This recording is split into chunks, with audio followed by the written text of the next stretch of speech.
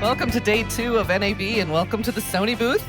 My name is Elizabeth Pratt. I'm the Director of Imaging Solutions here at Sony, and today I have the distinct pleasure of having a conversation with a truly amazing individual. Felipe Dana is an award-winning photojournalist and cinematographer who now focuses his energy on emerging technologies that help the Associated Press tell stories. He is the Director of Field Innovation at the Associated Press. He is a Pulitzer Prize, Emmy Award, and multi-World Press photo-winning photojournalist. He has been covering conflicts and global events for nearly 2 decades, and now he focuses on how that emerging technology can help other folks in the AP bring those stories to the world, verify them, and communicate them in the best possible way. It is my pleasure to introduce to you Felipe Dana. Hi, everyone. Hi, Elizabeth. Hi, thank you. Yeah. So, Felipe, before we get started, I want to show a little video so folks will see what the AP has been up to recently. Can we roll that video, please? Sure.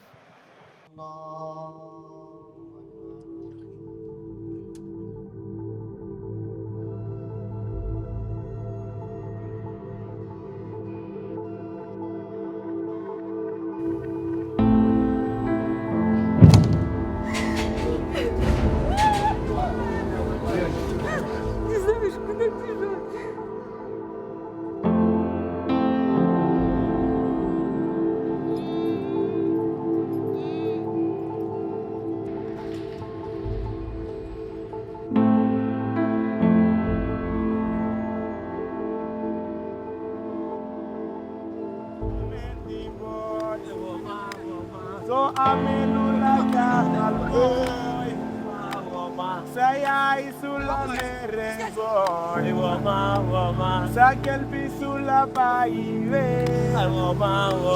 les amis sa serasa les cousins sa serasa. The war has begun, and we have to tell its story.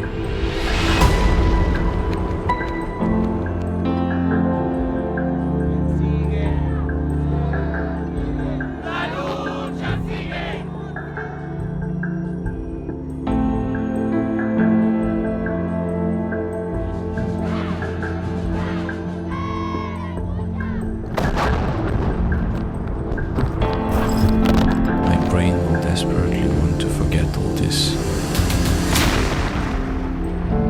but the camera will not let it happen.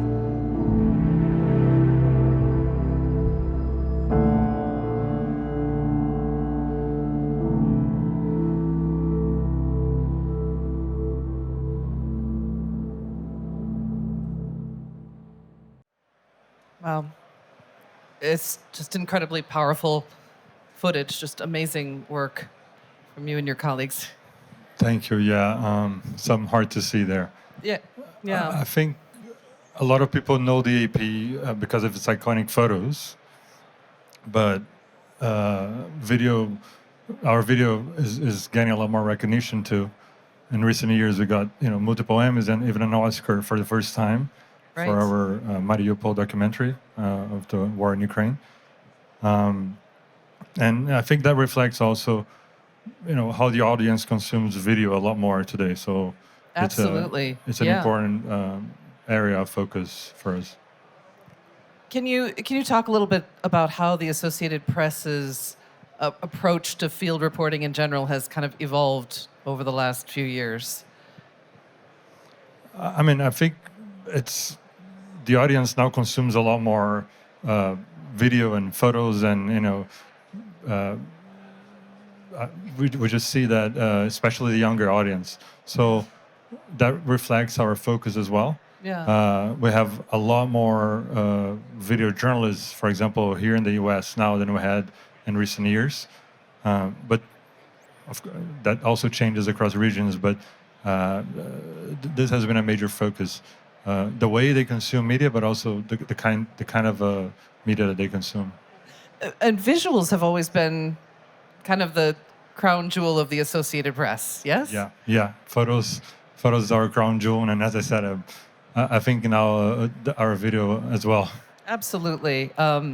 The documentary that you just referenced that won the Oscar, 20 Days in Mariupol, is just an astonishingly powerful piece of work, and not surprised at all that it took home an Oscar. Congratulations again to you and your team on that. Just a fantastic film if you haven't seen it yet.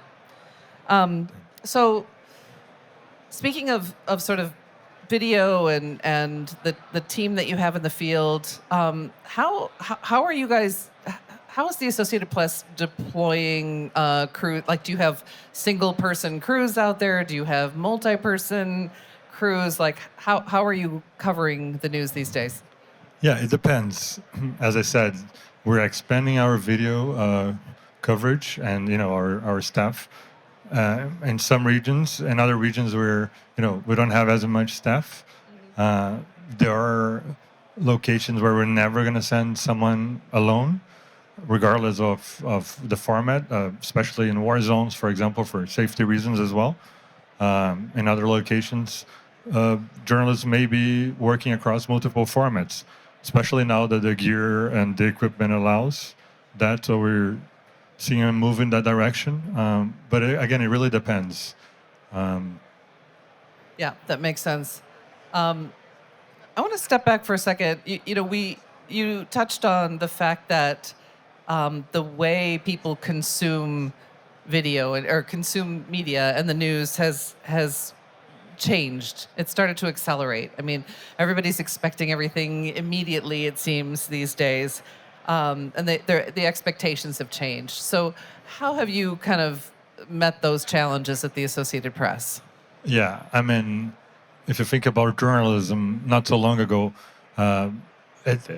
you can't even remember, but people used to wait for the next day to see the news and see what happened on the newspaper or at the evening on the TV.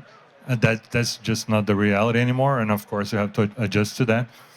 Especially the younger audiences consume news on platforms that up until very recently didn't exist. AI tools, they go there for news, as well as social media, of course.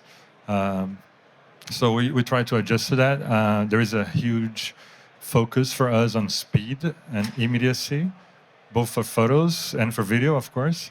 So for video, we do a lot of lives. We're expanding our live capability a lot. Often we also cut news edits from live. So we do a live transmission. Our clients, our customers have access to that. And we also cut news from that really quickly, minutes after the live event.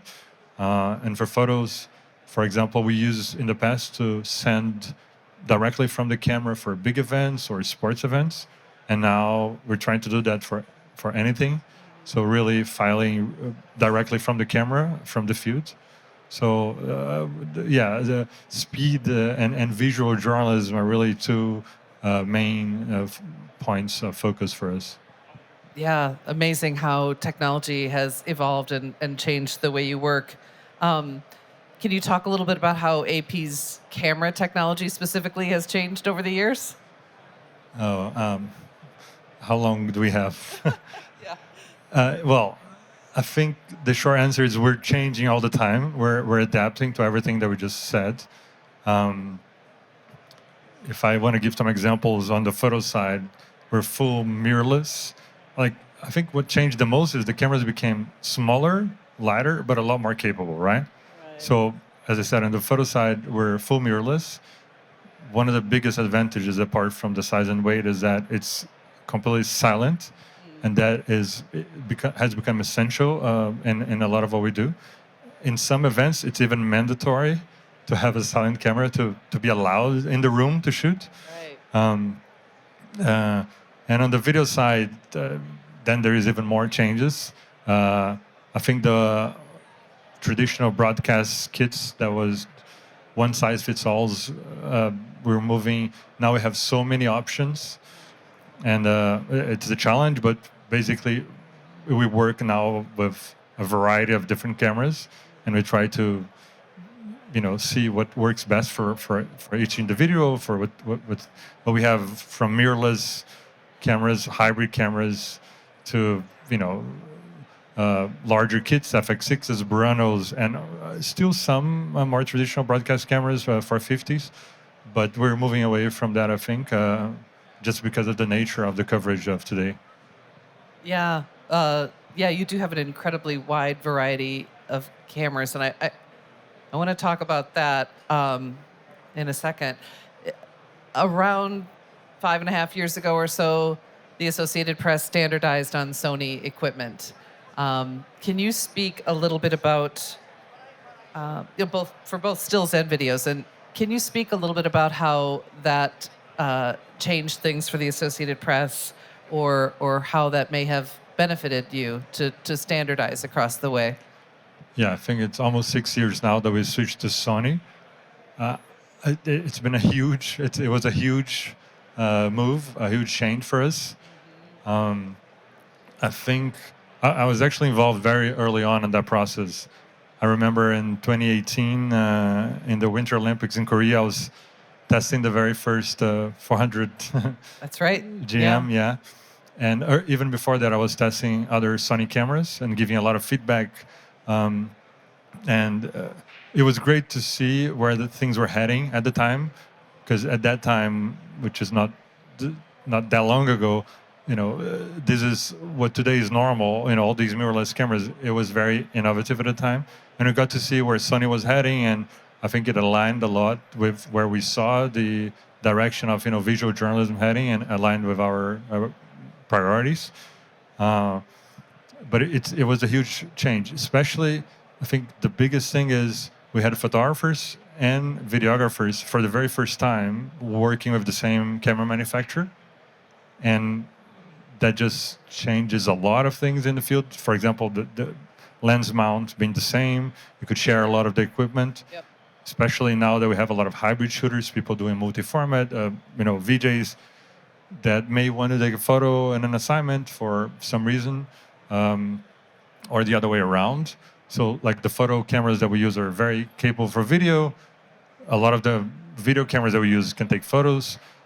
We share lenses a lot for multiple reasons. Sometimes it doesn't make sense to, take multiple large cameras on an assignment. So it really has a lot of implications apart from the workflow, repairs, just usability in general, and color science, of course. Right. No, that makes a lot of sense. And we have a lot of cameras to offer. So how do you guys, the Associated Press has everything from the Z200 all the way up through the Burano that you mentioned. How do you decide what to deploy where and what to use for what project? How do you make those choices? Yeah, another tricky question. For photos, it's easier to respond. Like we have A1s too, and A9, now the A9 III. And those two cameras kind of fit everything that we need for photos. And so basically those are the two ones. We do have a few specialty cameras as well, like the Sony 7Cs, RX1s, and the LR1s. But these are niche, special use cases. For video, we have a lot more variety of kits. It depends on where you're located, what camera fits your assignments the best, like the assignments that you do more the best. For example, some VJs that want to have the capability of taking photos or want a small mirrorless cameras. We find that the FX2 now, we added the FX2 recently. We have FX3s and A7S3s as well, but now with the FX2, I think it suits really well for these hybrid shooters. There are video shooters, but they also want to have the photo capability. And then from there, we have if you want a small camera, but you want to be able to do a lot of live shots that you need a great zoom range. For example, the Z200 is the one that fits the bill there. Right. And then from there, we have the FX6s, which we pair of a power zoom lens for more what is considered like a modern broadcast style setup, with a 28-135, or the Burano FX9s, but now the Burano. Yeah, I think this is kind of our lineup, and then of course all of the other lenses that we can pair with it. Yeah. Right. Yeah. Speaking of lenses, is there a set of go-to lenses for stills or go-to lenses Yeah. for video? Stills, basically, we have the GM zooms as a kit. So 1635, 2470, 7200, plus the telephoto lenses to suit the assignment. You know, if you're a staff photographer, we're going to pair you with the lens that fits better your type of assignments. And then we have all the pull lenses. For video, with these cameras, usually we need a great zoom range for video. So we use a lot for the smaller cameras at 24 to 40. We also are 24-105, but mostly 24 to 40. And as I said, the power zoom lenses, the 28-135 is our go-to.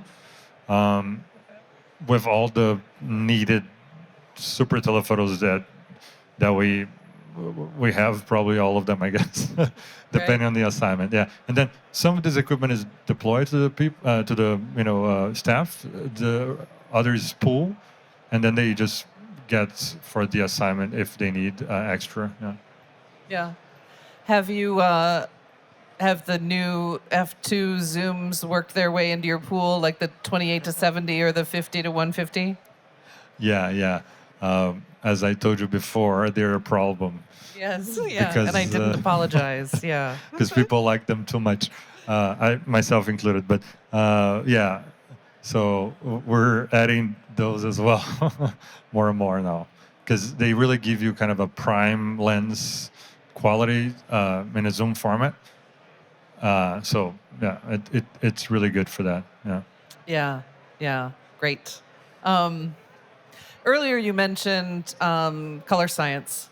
And when we've been talking about the variety of cameras that you're using, how important is technology like S-Cinetone and the color science technology that Sony employs? How important is that to your workflow? Very important. As I said before, having one system, it really helps us have everything, look the same in a good way. For video, we did move to standardize S-Cinetone as our kind of standard profile. We don't shoot log because we have to deliver news quickly.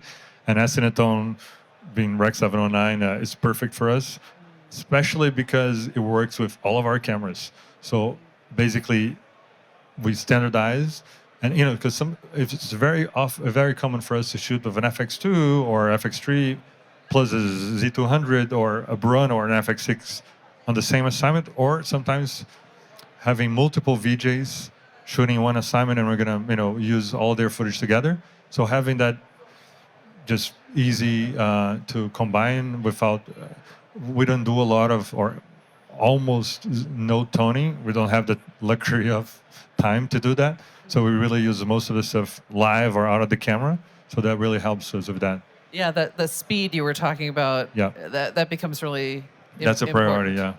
Yeah. Yeah, absolutely. I also wanted to talk to you about the way you've been using our transmitter. There's the transmitter called the PDT FP1. Yeah. The name that I love. Yeah. The PDT FP1 transmitter. The Associated Press has been using those extensively lately. Can you talk to me a little bit about how you're using that transmitter? Yeah. Well, actually, we use them for many different things. For both, all of our visual journalists, we're adding them to their kits, basically. For photos, we plug them on the camera with the Ethernet cable or USB or Wi-Fi to send directly from the camera as basically a 5G modem. For video, I have a few more different use cases. The more basic one being as an external monitor with the monitoring control app or other apps. But most importantly for us is the live capabilities. So as we've said many times already, we do a lot of lives, and that has become our kind of a portable live kit.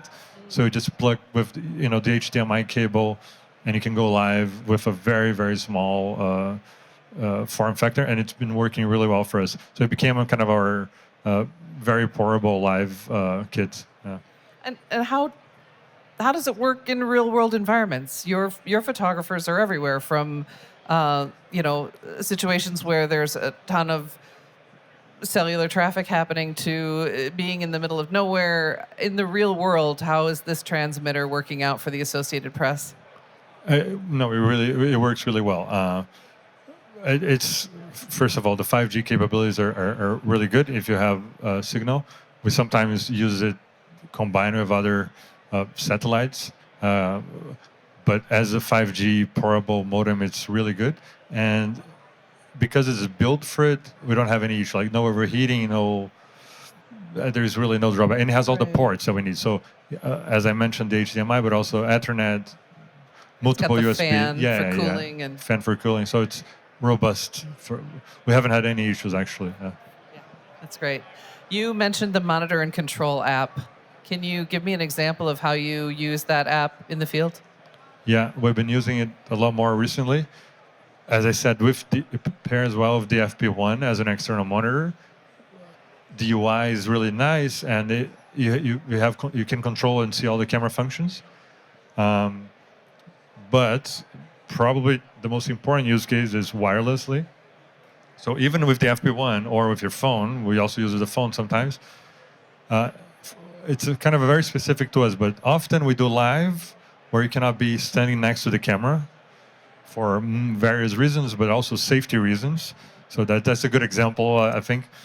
Like often we do a live from a balcony or a war zone where you place a camera in a location that you don't want to be standing there next to the camera for too long. Yeah. So we set up the camera, and you can move away, being a bit of sometimes just a few meters away, but down and taking cover, and you can monitor the camera, make sure you have focus, all the exposure and everything, and you're sending the live. So it works well for that.